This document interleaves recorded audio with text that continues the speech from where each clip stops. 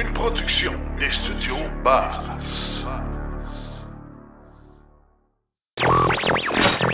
L'épisode de cette semaine est une présentation du garage Arleco. Arleco, servir au-delà de la réparation. Nouveau segment Vox Pop à silence on roule. Perte importante chez Ford et Toyota assemblera un nouveau VUS électrique aux États-Unis. L'avenir de Fisker est donc de plus en plus incertain. Les membres du circuit électrique ont maintenant accès aux bornes du réseau Ivy et la Fiat 500e arrive au Canada. Chronique par où commencer, on parle des préparations pour les vacances estivales. Le verre à moitié plein, on parle de faire attention aux titres pompeux dans les médias. Et en grande entrevue, nous avons l'entreprise Axo qui nous parle de sa solution pour recharge en multilogement. Eddie. Le SGVI, lui, c'est une formule logicielle, donc une formule cloud, donc des bornes qui sont connectées à Internet. On va faire un plan de charge intelligent avec ça pour être capable de recharger le plus de véhicules possible. Tout ça et bien plus encore dans l'épisode 173 de Silence on roule.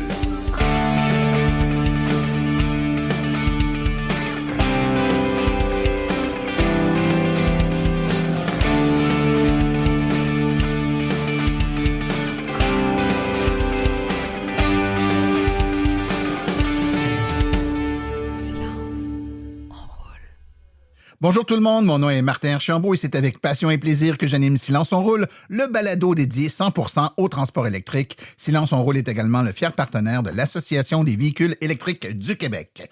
J'espère que vous allez bien, alors bienvenue tout le monde, bienvenue également à tous nos nouveaux auditeurs.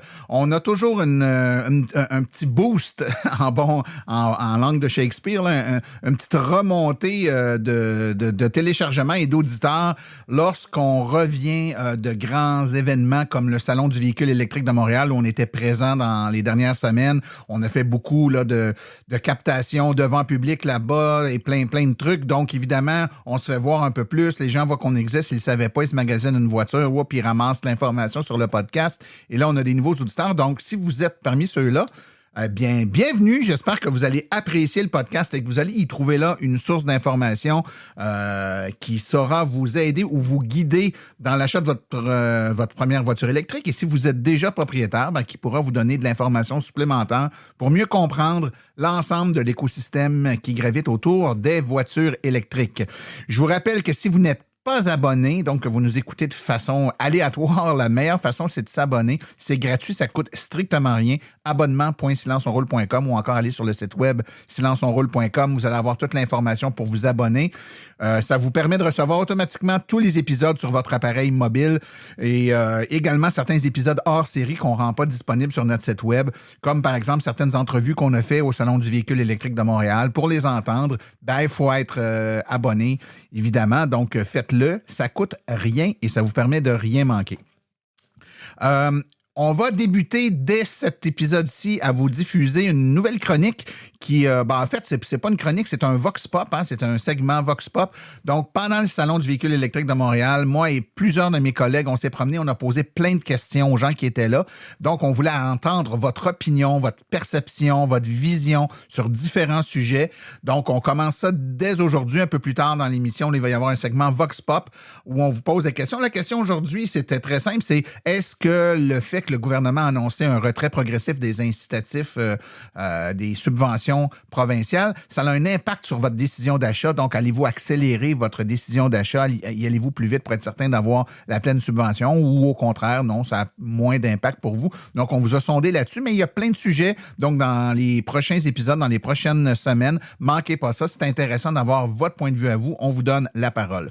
Aujourd'hui, un épisode bien rempli, ma foi. On a évidemment une chronique par où commencer avec Sébastien Côté pour les débutants. Donc, on va parler des vacances estivales. On se prépare. C'est notre première voiture électrique. On veut s'organiser. Je vous rappelle la chronique par où commencer de Sébastien. Chronique pour les débutants. Gênez-vous pas. Puis elles sont disponibles sur le site de l'AVEQ également. Si vous allez à aveq.ca, dans les guides en ligne, là, il y a le guide pour les débutants. Puis toutes les chroniques de Sébastien sont là. Manquez pas ça. C'est intéressant pour avoir les éléments un petit peu plus de base. On a Daniel Rochefort dans sa chronique Le verre à moitié plein aujourd'hui qui nous parle parfois des actualités avec des titres un peu pompeux ou un peu ce qu'on appelle en anglais le clickbait, là, dont le titre est très nous fait réagir. Puis finalement, quand on lit l'article, on se rend compte que c'est tout autre. Et puis ça a mené tout un tollé là, dans les dernières semaines avec une information qui laissait présager que Hydro-Québec s'apprêtait à vendre ses bornes de recharge aux pétrolières. Donc, on fait le point là-dessus là, avec Daniel Rochard. Manquez pas ça. Et évidemment, en grande entrevue aujourd'hui, très intéressant, on va avoir une entrevue avec les gens de chez Axo, une filiale d'Hydro-Québec. Ils vont nous parler de leur solution qui s'appelle Eddy, qui est une solution pour les gens en multilogement, que ce soit un bloc appartement ou encore des condos. Là, on sait que c'est parfois un enjeu d'être capable de connecter une multitude de bornes puis que ça soit facturé aux bonnes personnes, etc. Donc, ils offrent un système vraiment performant, vraiment novateur, différent de ce qu'on offrait à venir jusqu'à présent. Donc, je vous conseille d'écouter ça pour avoir toute l'information. Mais sans plus tarder, allons tout de suite écouter les actualités dans le monde de l'électromobilité. Vous voulez des produits qui permettront d'augmenter la valeur de revente de votre véhicule? Chez Précision PPF Vitres teintées, nous sommes à votre service depuis 2015. Nos maîtres installateurs sont tous certifiés et ont plus de 17 ans d'expérience dans le domaine. Nous offrons un service de qualité inégalé quant à la protection par pierre, les soins nanocéramiques ainsi que les vitres teintées.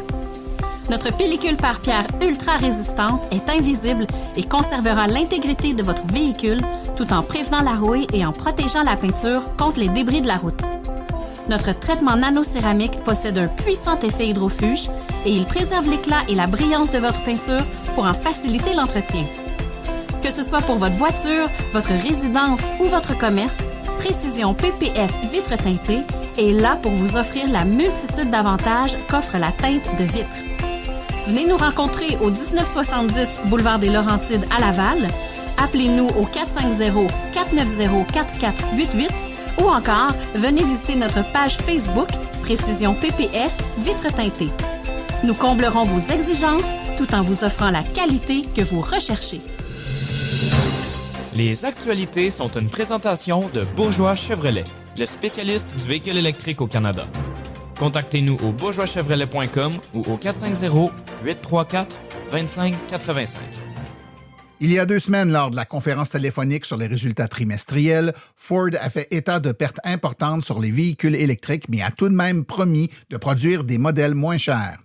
Comme l'a rapporté CNN, Ford a déclaré que son unité commerciale Modèle E, axée sur la rentabilité à long terme des véhicules électriques, a perdu 1,3 milliard de dollars américains au premier trimestre, soit 132 000 dollars américains par 10 000 véhicules électriques vendus. Les ventes ont baissé de 20 % par rapport à l'année précédente, mais les revenus ont chuté, eux, de 84 %, ce que Ford attribue aux réductions de prix des véhicules électriques à l'échelle de l'industrie. Toyota se prépare à l'assemblage de tout nouveaux VUS électriques à 3 rangées aux États-Unis dans le cadre d'un nouvel investissement de 1,4 milliard de dollars américains dans son usine de Princeton en Indiana, confirmant ainsi l'engagement de Toyota à réinvestir ses bénéfices dans ses activités aux États-Unis et porter l'investissement en Indiana à 8 milliards de dollars américains. Cet investissement permettra non seulement de construire un tout nouveau véhicule électrique, mais aussi d'ajouter une nouvelle chaîne d'assemblage de batteries utilisant des batteries lithium-ion fournies par Toyota Battery Manufacturing North Carolina, un investissement de 13,9 milliards de dollars américains dont la production devrait débuter en 2025. On le sait, l'avenir de l'entreprise Fisker est vraiment très risqué et 4 entreprises seraient toujours intéressées par le sauvetage de Fisker. En effet, Fisker a connu des mois chaotique, c'est le moins que l'on puisse dire, et la société a récemment déclaré qu'elle devrait s'associer avec un autre constructeur automobile pour éviter de faire faillite. Mais les pourparlers avec Nissan ont échoué. Et suite à cet échec, Fisker a réduit les prix des VUS Ocean. Malgré tout, il semblerait qu'il existe encore une petite lueur d'espoir. Selon le Business Insider, le PDG de Fisker a réuni le personnel la semaine dernière et a informé les employés qu'au moins 4 constructeurs automobiles étaient toujours intéressés par une participation potentielle dans l'entreprise. Ils ont déclaré que 4 constructeurs automobiles ont signé des accords de confidentialité et ceci permet évidemment de voir s'il sera possible d'évaluer à temps le projet afin de sauver l'entreprise.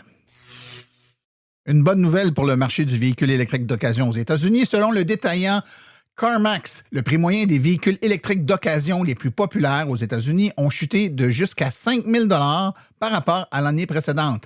Les données sur les ventes du 1er septembre 2023 au 29 février 2024 ont démontré que CarMax vendait principalement les modèles 3 et les modèles Y et des Nissan Leaf. Elles étaient également les plus vendues dans un rapport de CarMax publié en 2023, mais depuis lors, le prix moyen des 3 véhicules ont chuté. Le rapport actuel indiquait que le prix moyen de 34 000 $ américains pour la modèle 3, de 43 800 pour la modèle Y et de 18 460 pour la Nissan Leaf était maintenant présent au carnet. Toujours selon CarMax, dans l'ensemble, parmi les meilleurs vendeurs, le prix moyen ont diminué de 3 000 à 5 000 par rapport à l'année précédente.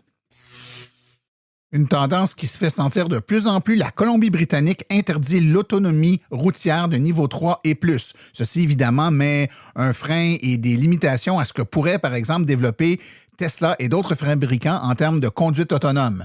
L'interdiction par le gouvernement de la Colombie-Britannique de permettre l'autonomie niveau 3 pour les véhicules vise à protéger les usagers vulnérables de la province.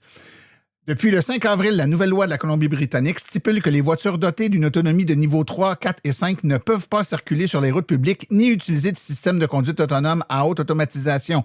L'exception concerne les véhicules qui font partie d'un projet pilote approuvé par le gouvernement, indique le gouvernement de la Colombie-Britannique. Les sanctions pour la conduite avec un tel véhicule, sans les approbations ou les permis nécessaires, pourraient permettre des amendes allant de 368 à 2 000 $ et 6 mois de prison. Un 2 semaines très faste au niveau d'Hydro-Québec et du circuit électrique. D'une part, il y a plus d'une semaine, un article avec un titre peut-être un peu trompeur et de l'information pas tout à fait bullseye, comme on dit, laissait croire aux lecteurs que le circuit électrique s'apprêtait à vendre ses bornes à l'entreprise privée, ce qui a été assez rapidement démenti par le circuit électrique par le biais d'un communiqué la journée même. Et par ailleurs, si on y va dans les bonnes nouvelles, le circuit électrique a également annoncé qu'elle ajoutait à son offre de réseau interopérable le populaire réseau ontarien Ivy. Ce qui veut donc dire que maintenant, un membre du circuit électrique qui utilise l'application et les réseaux partenaires peut, en plus du circuit électrique et évidemment Flow qui est interopérable depuis le tout début, se recharger également sur le réseau branché, ChargePoint, Switch, Shell Recharge, Hypercharge, Zeph Energy, Stay in Charge et le réseau ontarien Ivy. La Kia EV3 abordable devrait donner à Kia une longueur d'avance sur d'innombrables rivaux. Et ce n'est pas tout car Kia vise 8 modèles électriques aux États-Unis d'ici 2029 et elle veut s'imposer comme un chef de file en matière de véhicules électriques abordables. Kia a démontré qu'elle peut créer des véhicules gagnants comme le V6 ou le V9 à 3 rangées, mais elle croit également qu'elle est sur le point de dépasser la compétition dans la fabrication de véhicules abordables. Pour la prochaine poussée vers le monde électrique, avec son prochain multisegment sous-compact EV3 et sa berline EV4, Kia s'attend à voir une augmentation significative de l'adoption des véhicules électriques, a déclaré un dirigeant dans une récente entrevue. Le premier lot de véhicules électriques Fiat 500 2024 a officiellement accosté en sol canadien. Arrivé à Halifax en Nouvelle-Écosse, ces voitures électriques de conception italienne marquent une étape importante pour Stellantis dans l'introduction de son premier modèle entièrement électrique de la gamme Fiat en Amérique du Nord. Cette itération de l'emblématique modèle Fiat 500 promet une option écologique pour les conducteurs canadiens, à commencer par le Québec et la Colombie-Britannique. En fait saillant, elle est arrivée au Canada et les premières Fiat 500 2024 sont à Halifax en Nouvelle-Écosse.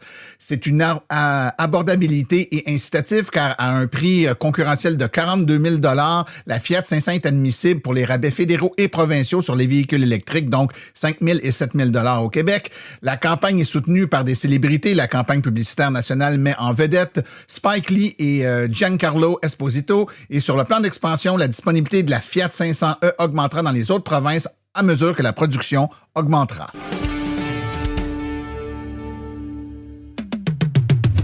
Vous aimeriez avoir une conférence par des vrais professionnels des voitures électriques?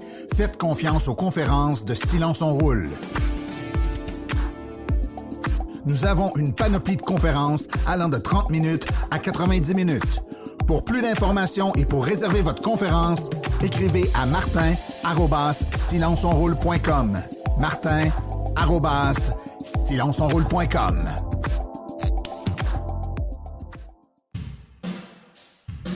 La chronique « Par où commencer ?» est une gracieuseté de l'Association des véhicules électriques du Québec. Devenir membre est un incontournable pour tout futur ou nouvel électromobiliste. www.aveq.ca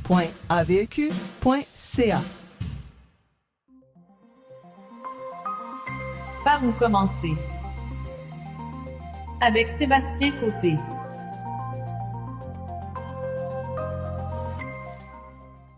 Sébastien Côté, bonjour mon cher ami. Bonjour Martin. L'été s'en vient, puis je vais te dire, j'ai hâte. Je sais pas toi là, mais j'ai hâte. Oui, on a toute une météo qu'on ne sait pas quand est-ce qu'elle va commencer cet été-là. Oui, non, je sais bien. Puis en plus, on se plaint puis on n'a pas eu d'hiver, mais en même temps, pas avoir d'hiver, ça fait pas en sorte qu'on a moins hâte d'avoir l'été. Effectivement. Puis qui dit été, dit évidemment forcément peut-être des petites vacances, des escapades. En tout cas, on a généralement un train de vie un peu plus lousse, pour utiliser le terme consacré, sur nos déplacements. On est un peu moins inquiète aussi là, de la météo puis des intempéries qui peuvent arriver. Mais quand on veut faire des balades un peu plus longues, qu'on a des déplacements à préparer pendant l'été, est-ce qu'il y a des préparations particulières qu'on doit tenir en compte quand on roule avec une voiture électrique? Oui, mais on va voir que c'est pas si compliqué que ça. Juste pour commencer, je vais me limiter principalement aux déplacements qu'on va faire au Québec ou dans les provinces autour. Pour les déplacements vraiment hors Québec plus côté américain, ça va être dédié dans un prochain épisode. Fait que soyez à l'affût de notre calendrier. Oui, on a un épisode là, où on va vraiment traiter des déplacements puis comment on se recharge quand on n'est pas au Québec. Mais là, on suppose qu'on se promène au Québec. On peut aller moyennement ou loin, mais au Québec. Exact. Donc, les déplacements au Québec sont relativement faciles parce qu'on a beaucoup de bornes. Il y a beaucoup de choix aussi de faire notre trajet en fonction. Il y a des bornes à plusieurs places, souvent stratégiquement placées pour le tourisme en plus. Puis on pourrait même les choisir en fonction de ça. Donc, il s'agit tout simplement d'utiliser les bonnes applications, puis notre planification se fait super facilement. Quand tu dis de choisir les bonnes applications, on parle de quoi? Là, une application pour localiser ou identifier avant notre départ, là où on va possiblement arrêter?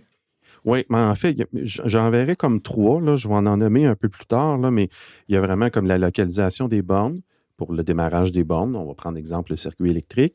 Mais il y a aussi les catégories de planificateurs. Tu sais, il y a certaines applications, le circuit électrique va avoir un planificateur, mais bon, ABRP, A Better Route Planner, va être utilisé aussi pour faire de la planification. Lui, il va nous suggérer par où passer pour faciliter nos accès aux bornes de recharge. Donc, il pourrait, par exemple, nous faire prendre une route qui n'est pas celle qu'on prend d'habitude, mais ça va être une route où ça va être plus facile d'arrêter de se charger, puis il va déjà déterminer là où on charge. Oui, puis là, à ce moment-là, ben, il n'y a pas une recette miracle d'une seule application, à mon avis. Il faut faire comme un mix de toutes les applications, là, il y en a 3 que je dirais en général. Je me trompe-tu, Sébastien? Puis là, je te sors peut-être de ton script, là, mais je me trompe-tu si je dis qu'au Québec particulièrement, l'été encore plus particulièrement, oui, on peut planifier, surtout si on va très loin, mais moi, il m'arrive de plus en plus maintenant de décider que je pars quelque part, puis il y en a tellement, là, puis on vient qu'on le sait un peu là, sur la 20, sur la 40, on sait à peu près où ils sont, tout ça. Je me fais plus autant qu'avant un scénario ou un plan, je vais arrêter à telle heure, à telle place. Ça devient pas tout à fait, mais presque aussi intuitif qu'avec les stations-service, c'est-à-dire qu'on va en croisant en chemin puis on va s'arrêter. C'est-tu dangereux de faire ça? Ben, je dirais que non, parce qu'on finit par soit connaître notre véhicule, connaître la géographie des bornes puis toutes ces choses-là. Puis aussitôt qu'on le fait, le trajet, on va aller à Québec 2-3 fois, on ne regarde plus rien. On va à Sherbrooke 2-3 fois, on ne regarde plus rien. Donc, on finit par vraiment, ça devient comme vraiment naturel. Oui, c'est ça. Puis l'autre élément qu'il faut entrer en ligne de compte, puis je pense que ça vient un peu avec la logique, c'est un long déplacement, ou en tout cas se promener au Québec. Si on part avec une voiture qui était chargée, puis qui est une voiture récente, là, on va avoir quoi, 300 km, et peut-être même un peu plus. Je veux dire, on n'arrêtera pas 10 fois dans la journée pour se charger. Là, on n'aura pas besoin d'arrêter beaucoup. À la limite, si on arrête, on part le matin, puis qu'on arrête sur l'heure du dîner, puis qu'on change pendant qu'on mange, on va pouvoir rouler quasiment jusqu'à l'heure du souper. Donc, finalement, arrêter charger, est-ce qu'il faut nécessairement, ou en tout cas, c'est peut-être une bonne idée de faire arriver ça avec les repas? Je me trompe-tu si je dis ça? Non, oui, effectivement. On va essayer d'y aller vers ces arrêts-là naturels, de se nourrir, dégourdir les enfants, d'aller visiter le zoo ou des visites comme ça, que justement, on va essayer de matcher ça avec des recharges, soit aux bornes rapides ou soit à la borne de niveau 2 du lieu touristique que vous allez visiter. Puis là, comme tu as mentionné, l'été, souvent, on va faire tellement de kilométrage qu'on on n'aura pas besoin d'arrêter aussi souvent. Donc, la planification est un grand mot parce que... Oui. Je pense qu'un élément qu'il faut faire attention, Sébastien, puis tu me diras ce que tu en penses, c'est que parfois, on regarde notre trajet et on se dit, de mon point de départ, par exemple la maison, à mon point d'arrivée, mettons le zoo, pour reprendre ton exemple, je me rends sans charger. Mais sur place, là-bas, il y a des bornes niveau 2. Je vais passer une partie de la journée là-bas. Je vais me charger sur des niveaux 2 là-bas. Il faut par contre garder en tête que ça se peut que quand on va arriver au zoo, les quelques bornes du zoo vont être occupées. Donc, notre scénario de se charger sur un niveau 2 rendu là-bas, ça se peut que ça tombe à l'eau. Et là, il faut peut-être avoir prévu qu'on va devoir arrêter ailleurs, se charger peut-être sur une borne rapide à proximité ou sur le chemin du retour. Bien, c'est là que le mot planification peut-être prend son sens. Justement, on n'y va pas nécessairement avec un plan B, mais idéalement, ça serait de se recharger sur place. Mais si on n'a pas de la possibilité, on peut regarder ce qui se fait autour. Puis si au retour, peut-être même je peux arrêter aux 3/4 de mon retour pour finaliser, juste pour me rendre chez nous. Ouais. Donc, d'avoir peut-être une ou deux options n'est pas mauvais de ce côté-là. Ouais. Il y a comme, je te dirais, il y a comme deux façons aussi de se déplacer, là. Hiver comme été, mais l'été plus particulièrement. C'est que parfois, on s'en va en quelque part, puis notre but, c'est d'arriver là le plus vite possible. Genre, j'ai de la famille en Gaspésie, puis je m'en vais passer une semaine dans ma famille, et là, je me dépêche. Je suis habitué d'y aller en Gaspésie, je viens de là, ma famille est là-bas, donc mon but, c'est de partir de la maison et d'arriver en Gaspésie le plus vite possible. Ça, c'est un scénario. L'autre scénario, c'est je suis pas du tout quelqu'un de la Gaspésie. Ça fait 10 ans que je me dis que je vais aller visiter ce coin-là. Et là, on part avec les enfants, puis on va aller faire un voyage qui va durer une semaine ou deux en Gaspésie. Là, on n'est pas en mode « faut que ça aille le plus vite possible ». On est en mode où on veut plutôt profiter des endroits en chemin, puis arrêter, puis voir tout ce qu'il y a à voir. Donc, c'est une planification un peu différente en termes de scénario de recharge également. Oui, le déplacement rapide, avec les applications comme ABRP, on pourrait dire, moi, je veux arrêter quand j'étais à 20 de batterie, je veux monter à 80, je ne veux pas être là si longtemps, je veux des bornes de 100 kW et plus. Donc, on pourrait émettre des critères comme ça. À ce moment-là, notre voyage serait dans le point A à point B le plus rapide possible. Par contre, à l'inverse, si on butine d'une place à l'autre, en plus, on intercale peut-être des nuits à l'hôtel, des nuits à un bed and breakfast, chez le beau-frère ou ce qu'on pourrait se brancher. Mais là, à ce moment-là, notre planification est très différente parce qu'on peut arriver à cette destination-là à 10 % si on veut, puis là, on sait que le lendemain matin, on va être plein.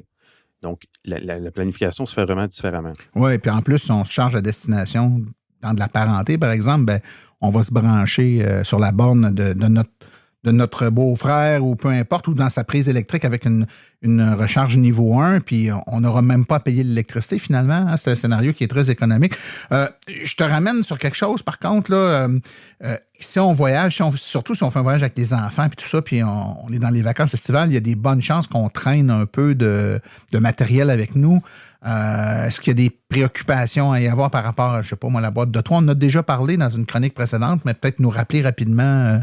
Oui, on avait parlé des effets que ça faisait. Bon, en gros, vous allez affecter la consommation, soit beaucoup plus ou beaucoup moins, dépendant de ce que vous avez sur le véhicule.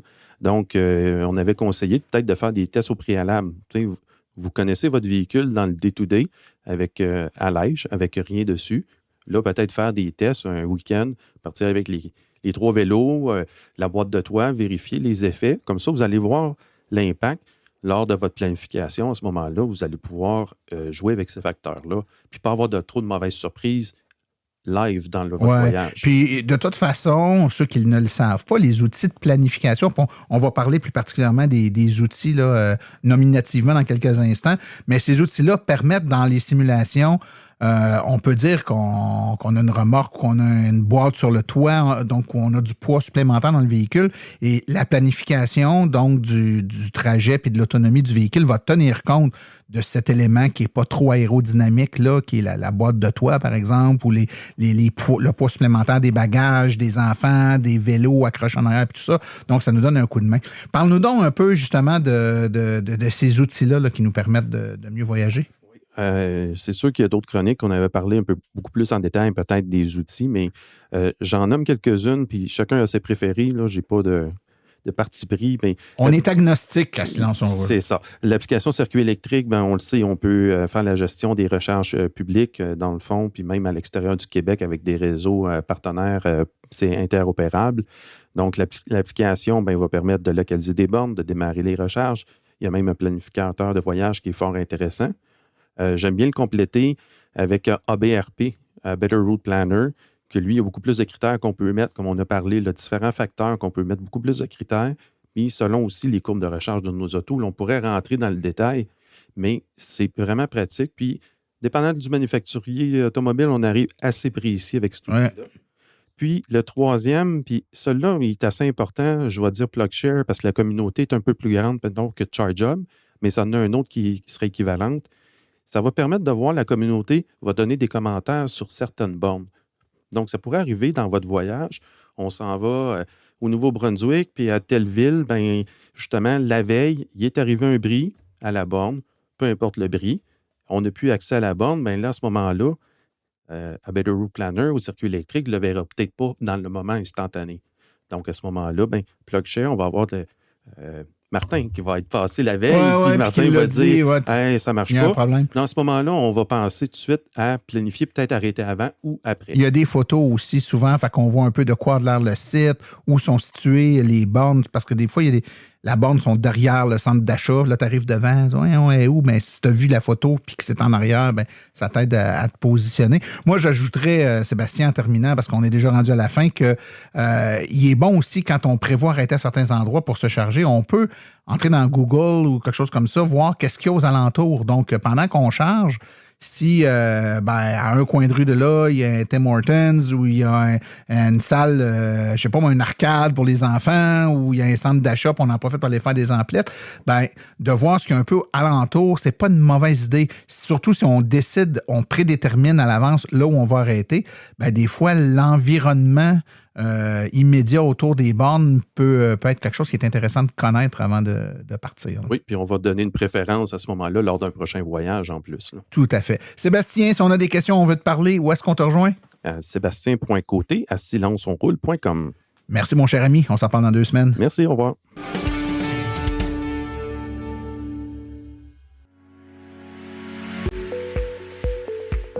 Vous venez de faire le saut vers l'électrique et devez réfléchir à vos recharges. Vous voulez une borne au chalet? Vous voulez une solution rapide et sans embûches? Il n'y a qu'une solution, Hydro Solutions. Depuis plus de 60 ans, Hydro Solutions est une entreprise québécoise de confiance. Vous les connaissez pour les chauffe-eau, mais ils offrent également un service clé en main pour les bornes de recharge. C'est définitivement l'avenue à privilégier afin de faire affaire avec une entreprise d'expérience qui s'occupera de tout. Demandez une soumission gratuite et sans engagement de votre part au www.hydrosolutions.com. Une seule visite sur leur site web vous permettra de constater la simplicité avec laquelle vous pouvez entamer une démarche afin qu'ils prennent tout en charge. L'analyse de votre situation, l'installation d'une borne de qualité par un installateur certifié et même, au besoin, le financement sur 24 ou 48 mois. Par la suite, en cas de problème, leur équipe d'experts est là pour vous. Hydro Solutions, leur mission, vous simplifier la vie.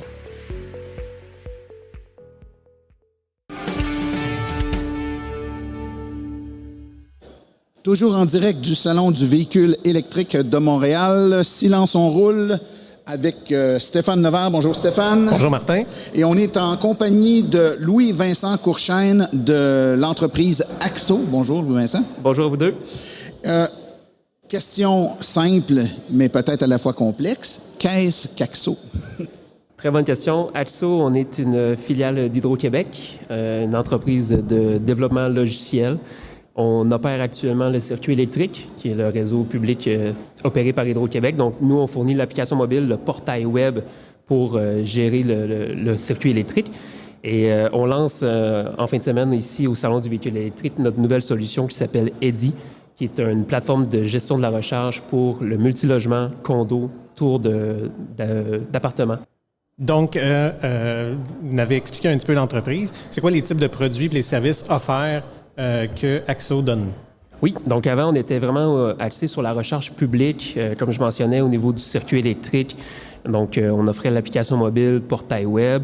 Maintenant, on se concentre vers la recharge en multilogement. Donc, on a développé un système de gestion d'énergie pour véhicules électriques, un SGE-VE, qui permet en fait d'optimiser le nombre de bornes de recharge qu'on va être capable d'installer dans des tours d'habitation, comme je disais, à condos, appartements. Donc, le but, c'est d'installer le plus de bornes possible avec le moins d'infrastructures, donc de faire plus avec moins. OK. 2 questions. On va traduire ce que veut dire SGEVE, parce que je suis persuadé que c'est pas tout le monde qui nous écoute qui comprend ce que ça veut dire. Oui, SGE, Système de gestion d'énergie pour VE, pour véhicules électriques. Une des 2 seules solutions approuvées par le Code du bâtiment, la Régie du bâtiment du Québec, pour déployer des bornes en multilogement. Il y a des dispositifs de délestage de charge qui sont approuvés, un système plus mécanique, plus matériel, si je peux dire. Le SGEVE, lui, c'est une formule logicielle, donc une formule cloud, donc des bornes qui sont connectées à Internet. On va faire un plan de charge intelligent avec ça pour être capable de recharger le plus de véhicules possible. OK. Et votre solution s'appelle EDI. EDI, c'est un nom inventé comme ça ou c'est l'acronyme de quelque chose? C'est un nom inventé. On vous laisse dire, OK, j'arrive le soir dans mon condo, je branche mon véhicule, puis EDI s'occupe du reste. On a regardé un peu qui étaient les pionniers de l'électricité, puis Thomas Edison est venu naturellement. Donc, on s'est dit, on prend le diminutif de Thomas Edison. Puis aussi, ça fait un peu un jeu entre édifice intelligent. Donc, on aimait bien le nom. Oui, c'est effectivement un très bon nom. Écoute, c'est pas tout le monde qui est familier avec ce que c'est les problématiques. Je pense qu'intuitivement, on comprend que dans un endroit où il y a beaucoup de résidences, d'appartements, à un moment donné, il y a des limites qui sont peut-être des limites électriques ou des limites en termes d'accessibilité à mesurer ce qu'on consomme. Mais explique-nous donc précisément, c'est quoi le problème qu'EDI vient régler? Si on n'a pas EDI, là, c'est quoi le problème qu'on a? En fait, il y a quelques problèmes. D'abord, la capacité électrique de l'immeuble peut être limitée si on calcule une borne de recharge en fonction de sa pleine puissance. Parfois, on va arriver qu'on va être capable seulement d'installer quelques bornes de recharge. Et là, ça va être difficile outre les premiers qui ont installé des bornes, mais pour les prochains, donc on va avoir une limitation au niveau de la puissance. Donc ça, c'est la première chose. Deuxièmement, c'est pour les condos, les tours d'habitation, on leur offre une plateforme complète au niveau de la gestion, de la facturation. Donc on s'assure que ce soit une gestion qui est simplifiée pour eux, donc facile de déployer des bornes de recharge. Notre but, c'est de mettre tout ça en commun. Donc, au lieu de faire un branchement individuel, donc d'aller se connecter sur chaque compteur de chaque personne, nous, on va utiliser des artères électriques communes, des artères électriques qui vont être utilisées par la copropriété, par exemple. Et là, on va être capable, avec un système de facturation, donc d'avoir un système qui est équitable, qui est optimisé, efficace pour tout le monde. Donc, vous dites que vous êtes capable d'aller chercher du courant puis l'amener à la borne du client sur des artères principales. Donc, comment est-ce que la plateforme est capable de gérer la facturation de l'électricité que les copropriétaires consomment réellement? Oui, donc les bornes vont être connectées à Internet par une passerelle Wi-Fi ou par un réseau filaire. C'est des bornes qui vont utiliser la technologie OCPP, une technologie qui est reconnue mondialement là, en termes de contrôle de bornes de recharge. Et nous, ce qu'on va faire, c'est qu'à chaque fois qu'un véhicule va être connecté, donc la borne va toujours attendre notre signal donc au niveau de la puissance qu'on va envoyer au véhicule. Et à la fin du mois, on va être capable de calculer le nombre d'énergie qui a été consommée par le véhicule et de faire une facturation adaptée soit au kilowattheure, soit par exemple un taux horaire ou quoi que ce soit. Donc, on va choisir qu'est-ce qui est le mieux pour la copropriété. En copropriété, c'est souvent pour l'énergie qui est consommée qu'on va payer. Les tours d'habitation qui sont dans le locatif, eux, peuvent aller chercher des fois un taux horaire parce qu'ils vont avoir quelques bornes pour l'ensemble des résidents. Donc, on a vraiment une facturation qui est flexible, qui s'adapte. Est-ce que vous fournissez aussi les bornes ou est-ce que chaque copropriétaire doit fournir la borne pour pouvoir être, je vais le dire grossièrement, sur le réseau EDI, là, où est-ce qu'ils habitent? Chaque copropriété va fournir sa borne. On travaille avec des électriciens qui, eux, vont s'occuper de l'installation, vont s'occuper de vendre la borne. Dès que la borne est connectée au Wi-Fi, EDI va comme prendre le contrôle de la borne, si je peux dire. Donc, on va être capable de réseauter la borne puis de la mettre dans notre application mobile puis dans notre portail par la suite. La première question qui me vient en tête, c'est en quoi cette solution-là diffère des autres solutions qui existaient déjà pour aider à gérer les problématiques de recharge en multilogement. Il y a des entreprises comme RVE ou d'autres qui ont déjà des solutions, mais je pense qu'ils attaquent le problème d'une façon différente. Peux-tu m'expliquer les nuances entre les autres systèmes et votre système? Oui, donc comme je mentionnais, nous, EDI, un système de gestion d'énergie, on est en formule 100% logiciel, formule cloud. Donc, on n'a pas de matériel physique, donc de boîtier installé sur chaque compteur. Ça va limiter parfois l'espace qu'on va avoir besoin. Certains compteurs peuvent être difficilement accessibles, des tours d'habitation de 20-30 étages, des compteurs peuvent être au 15e, 20e étage. Donc, on n'a pas besoin d'aller se brancher sur chaque unité. On priorise une mise en commun. On priorise, en fait, de diminuer les coûts au niveau de l'achat de matériel, de choses comme ça, et d'avoir un système aussi qui va s'adapter dans le futur, un système qui est avant-gardiste. Donc, le fait d'avoir un SGV, quelque chose qui est logiciel, on peut pousser des mises à jour à distance, on peut s'assurer que tout est à jour en fonction des nouveaux protocoles, des nouveaux procédés de paiement, ou peu importe. Donc, je comprends que votre solution étant logicielle, les autres solutions nécessitent de l'équipement physique qui va décider qui se charge puis quand il se charge. Donc, il y a une boîte qui alimente ou qui désalimente les bornes, alors que vous, les bornes sont toujours connectées, mais elles ne seront pas en recharge nécessairement. C'est de façon logicielle qu'on les démarre. C'est ça, c'est en plein ça. Donc, qu'est-ce qu'on va dire à nos utilisateurs? Donc, arrivez à domicile, connectez votre véhicule. Puis ça peut arriver si vous arrivez à 18 heures en période peut-être de pointe, si on est l'hiver ou quoi que ce soit, il n'y aura peut-être pas de la puissance qui va être envoyée directement au véhicule, mais peut-être que la recharge va commencer juste à 20 heures, 21 heures ou pendant la nuit. Mais arrivez, connectez votre véhicule. Nous, comme ça, on est capable de savoir, OK, j'ai 30 véhicules de connectés. Comment est-ce que je peux distribuer ma puissance pour recharger tout le monde? Mais ça, c'est un point important. Vous ne faites pas juste dire « go, charge » ou « stop, charge plus ». Tu contrôles la quantité de puissance. Donc, tu pourrais dire à une borne charge à la moitié de la puissance que tu es capable de donner ou charge à la pleine puissance. Ça, vous contrôlez. C'est comme si ça avait un dimmer contrôle à distance. Exactement, oui. Vraiment comme un gradateur. Puis on va être capable de lire aussi les artères communes de l'immeuble. Donc, si, par exemple, le chauffage ou d'autres équipements va utiliser 70% de la capacité, et nous, on va dire, OK, on doit travailler avec le 30% restant. Mais comment tu le lis si tu n'as pas d'équipement? On a un petit ordinateur industriel. Ah, là, je viens de t'avoir.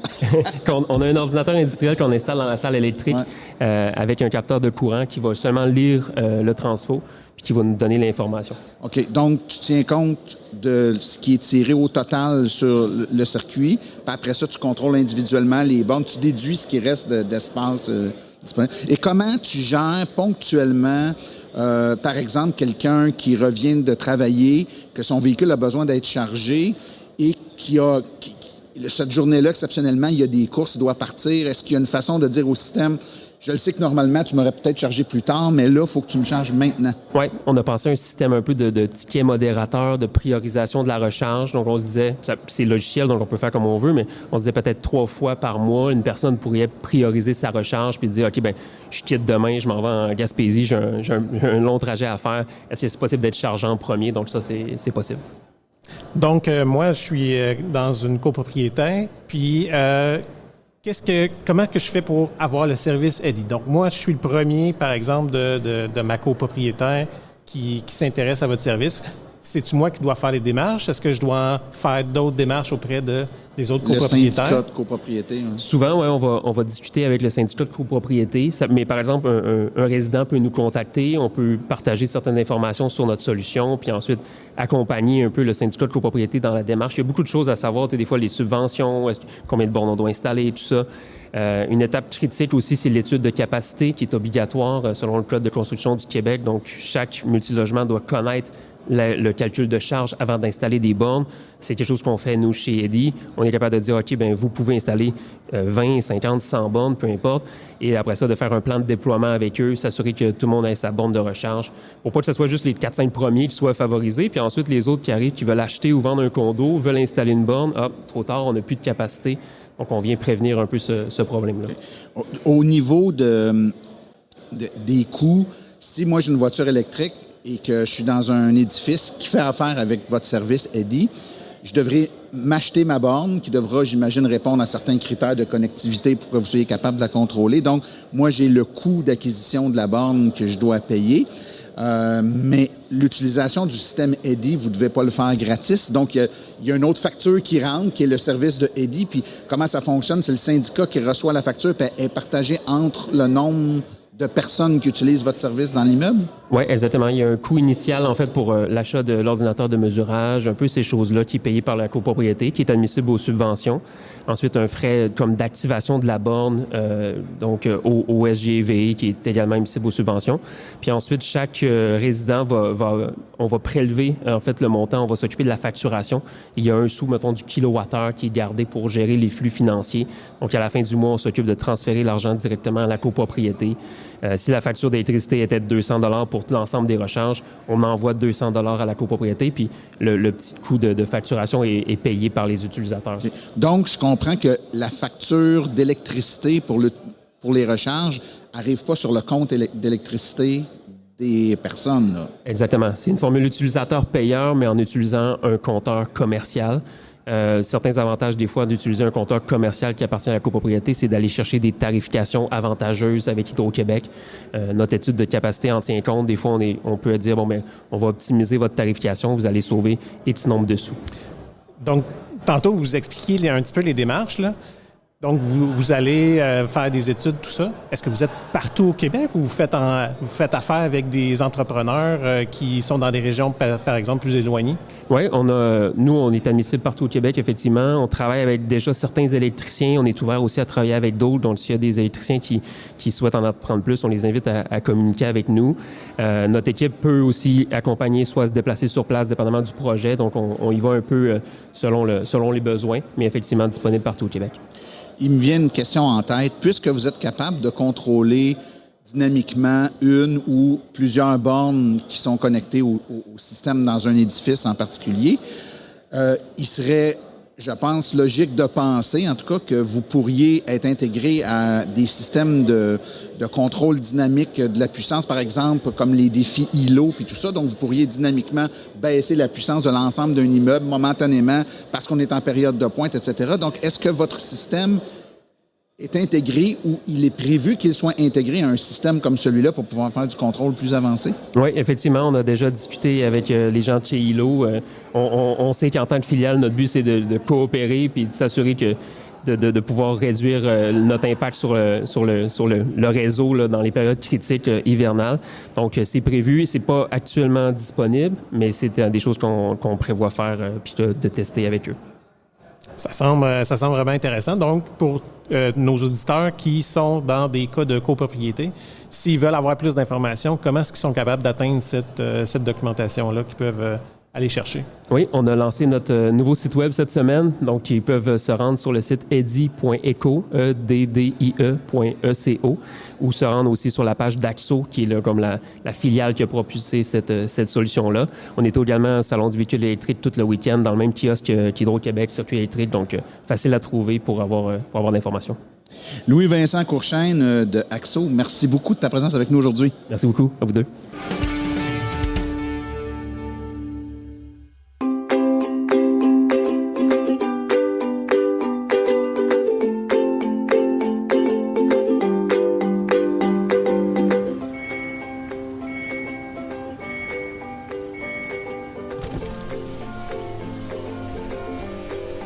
C'est vrai que ça brise moins, mais il y a quand même un minimum d'entretien à faire sur nos voitures électriques. Quand est venu le temps de faire l'entretien de mon véhicule, j'ai choisi de faire confiance à l'équipe d'Arleco plutôt que le concessionnaire. Ça fait maintenant 3 générations que cette entreprise familiale chouchoute nos voitures et ils ont été parmi les premiers à s'engager activement dans l'électrification des transports tout en adoptant des procédures et des produits sains pour l'environnement. Avec ses techniciens spécialement formés à l'entretien et réparation des voitures hybrides et électriques, Arleco nous offre aujourd'hui la même qualité de service sur nos VE qu'elle a toujours livré depuis bientôt 40 ans. De plus, chez Arleco, j'obtiens 10 % de rabais sur la main-d'œuvre et les traitements anti-rouille avec ma carte membre hors de l'AVEC. Arleco Génération 3, 8470 Boulevard Parkway à Anjou, 514-352-1446 ou arleco.ca. Arleco, servir au-delà de la réparation.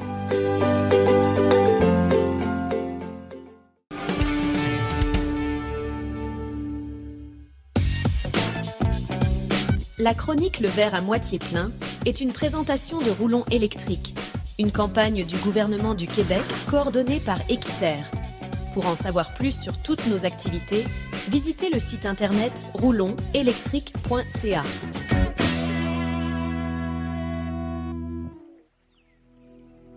Chronique Le verre à moitié plein avec Daniel Rochefort.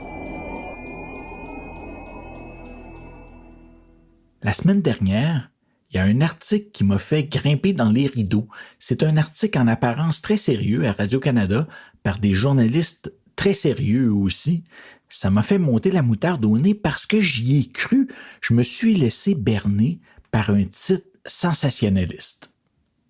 Je suis Daniel Rochefort. Bienvenue à la chronique Le verre à moitié plein. Hey boy! Commotion, je me suis senti trahi.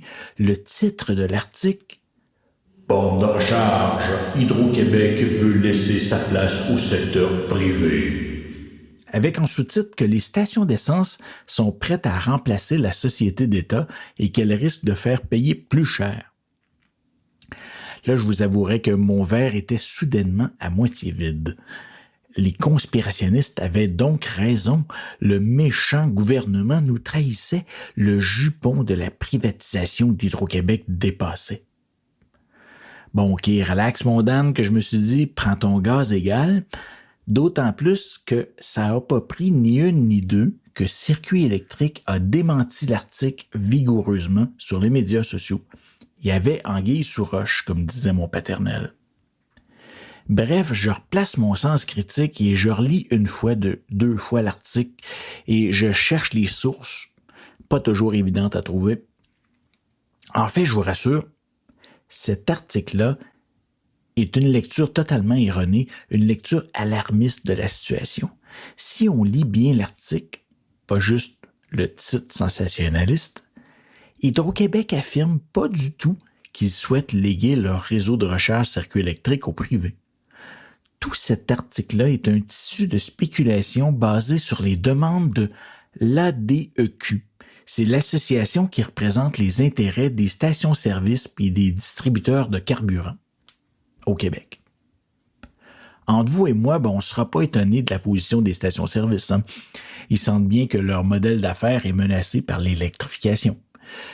Moi, ce qui m'étonne, c'est que les journalistes de Radio-Canada se mettent à confondre les revendications de l'Association des vendeurs d'essence avec la volonté d'Hydro-Québec et du gouvernement.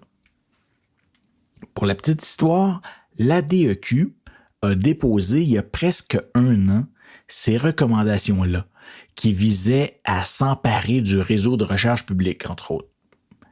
Ils les ont émis dans un mémoire dans le cadre de la consultation publique sur l'encadrement et le développement des énergies propres au Québec. Je vous mets le lien pour que vous puissiez vous indigner vous aussi. Cette consultation-là a pris fin en août 2023. Leur mémoire, c'est un mémoire parmi les 119 autres mémoires qui ont été déposés par des organisations et des citoyens. La plupart des mémoires, ils s'inquiètent plutôt devant les impacts du développement des nouvelles installations électriques et devant une possible privatisation partielle de la production puis de la distribution d'électricité, justement pas dans le même sens que celui de l'ADEQ qui préconise plutôt une forme de privatisation d'Hydro-Québec. Donc, en bref, les stations-service recommandent que le gouvernement retire Hydro-Québec du marché de la revente, gros guillemets, d'électricité carburant. Un nouveau terme. Après l'essence d'été, l'électricité carburant. En d'autres mots, l'électricité qu'on met dans des véhicules. En d'autres mots, les stations-service aimeraient être les seules à pouvoir mettre de l'électricité dans des voitures. Selon les vendeurs d'essence, Hydro-Québec doit plutôt se concentrer sur son rôle essentiel de producteur puis de fournisseur d'électricité. Ils vont même jusqu'à recommander que Hydro devrait leur fournir l'électricité à un coût qui rende la recharge publique rentable pour eux. Entendre aussi rentable que de vendre de l'essence, finalement. Genre que Hydro-Québec devrait leur donner l'électricité gratos pour que eux la revendent à un tarif qui pourrait en fait varier en fonction de la région, du jour, de l'heure, de la température, de l'humeur du gérant. Un peu plus, puis ils nous sortent le concept d'électricité carburant d'été. Je vais vous rassurer, contrairement à ce que l'article de Radio-Canada laisse croire, il n'y a rien, absolument rien qui laisse penser que le gouvernement ou Hydro-Québec a l'intention d'exaucer les vœux de l'Association des vendeurs de jus de dinosaures. Au contraire, si on lit bien la stratégie québécoise sur la recharge des véhicules électriques 2023-2030, la stratégie qui a été révélée 1 mois après la fin de la consultation publique que je vous ai nommée auparavant, on préconise plutôt un bel équilibre entre un réseau public fort puis un réseau de recharge privé fort. Le tout pour encourager l'essor de l'électrification. Vous irez le lire par vous-même, cette stratégie-là. Je vous mets aussi le lien sur le site web de Silence on roule. On spécifie bien dans cette stratégie-là que Hydro-Québec maintient ses cibles d'installation de bornes tout en assurant le déploiement de l'offre de recharge en région éloignée et de la recharge pour les véhicules lourds. Le circuit électrique comptera en 2030, selon cette stratégie-là, 2530 bornes rapides, soit 38% des 6700 bornes rapides que devrait compter le Québec à ce moment-là. C'est déjà une grosse augmentation de la place du privé là, dans ce secteur-là. Actuellement, 60% des BRCC ils sont exploités par Hydro-Québec et en 2030, on vise que ce soit 38%. Mais privatiser circuit électrique, non, ça apparaît nulle part. Quant aux paroles en entrevue de la directrice de circuit électrique, selon laquelle Hydro-Québec laisserait la place au privé au-delà de 2030, ça veut pas dire que Hydro-Québec va se départir de son réseau, ça. En fait, ça veut juste dire que Circuit électrique prévoit pas grossir infiniment au-delà du nombre qui va avoir été atteint en 2030, sauf probablement dans les régions qui seront laissées orphelines par les réseaux privés pour des questions de rentabilité. C'est normal, c'est logique. Les réseaux privés ils doivent répondre à des impératifs de rentabilité directe de leurs installations. Ça se comprend. Tandis que Hydro-Québec, sa mission prioritaire, c'est de s'assurer que personne n'est laissé pour compte en matière d'accès à l'énergie électrique. Pour ce qui est des tarifs plus élevés dans le réseau public, ils peuvent déjà le faire, les privés. Tesla le fait, Petro-Canada le fait, Flo le fait, dans une certaine mesure. Et en échange, ils offrent des avantages, souvent un service bonifié, souvent plus rapide, ou avec un nombre de bornes plus grand dans une même localisation. Encore là, d'avoir un réseau public fort qui appartient toujours à Hydro-Québec, ça va permettre de stabiliser les prix grâce à ces tarifs concurrentiels réglementés. Mais ça ne va pas empêcher les pétrolières qui veulent se lancer dans l'aventure de mettre le prix qu'ils veulent pour la recharge. Ce sera à eux de faire preuve d'imagination pour offrir un service avec une valeur ajoutée. Pour terminer, soyons honnêtes, les tarifs de la recharge publique, ils vont probablement augmenter dans la prochaine décennie, c'est sûr, mais jamais autant que le prix des carburants. D'autant plus que la majorité de la recharge, ça va continuer à se faire à la maison même après 2030. C'était le verre à moitié plein. Je vous souhaite de ne pas vous faire avoir par les informations alarmistes au sujet des véhicules électriques. Il y en a plein ces temps-ci. N'oubliez pas de relire une fois, 2 fois s'il le faut, et de vérifier vos sources. Au revoir.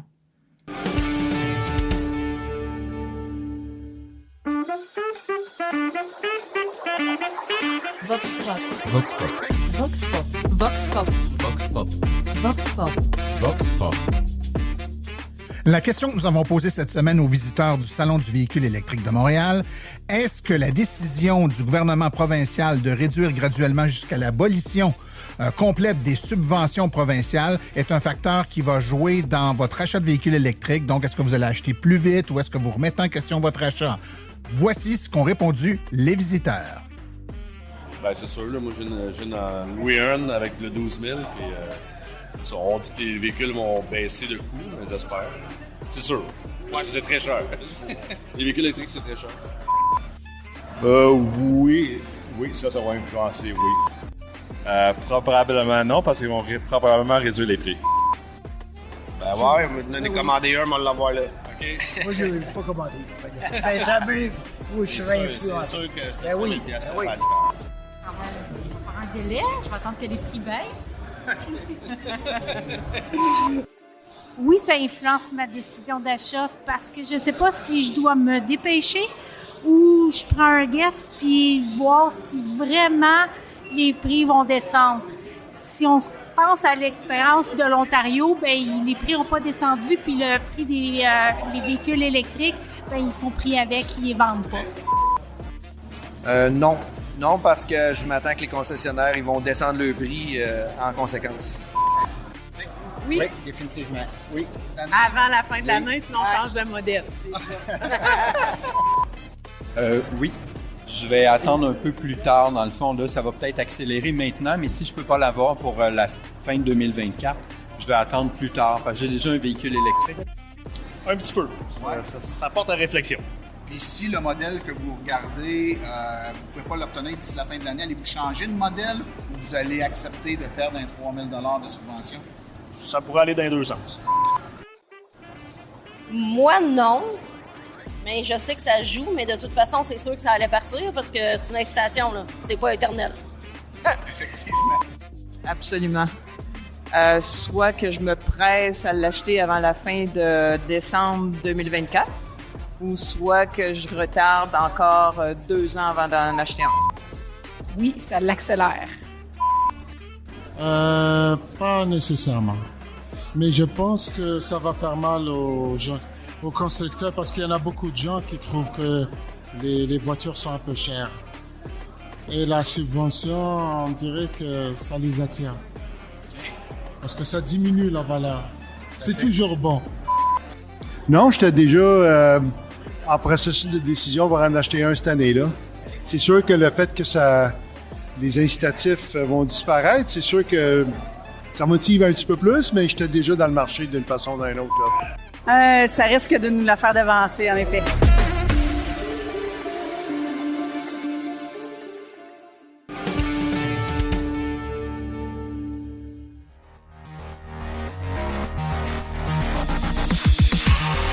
Les parcs de véhicules devront s'électrifier. Et qui pense à l'électrification d'un parc de véhicules pense à Fizz Électrique Énergie Intelligente.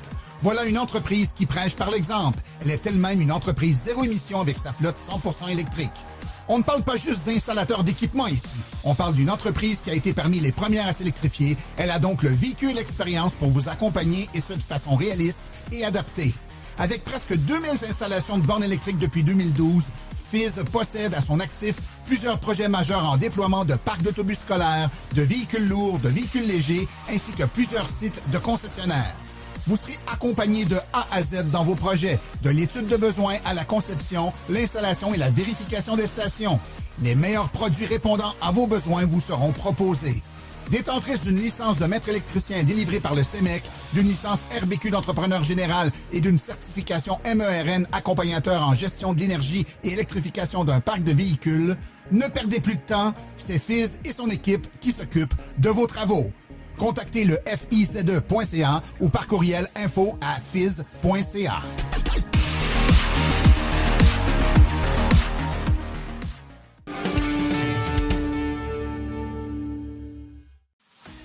Voici les événements à venir dans les prochaines semaines dans le monde de l'électromobilité. L'AVEC se recharge à la Journée de l'environnement de Joliette le 11 mai de 10h à 16h. C'est à la Place Bourget, 31 Place Bourget à Joliette. L'AVEC se recharge également aux portes ouvertes CFRN de Rimouski le 11 mai de 10h à 16h. C'est au 424 Avenue Ross.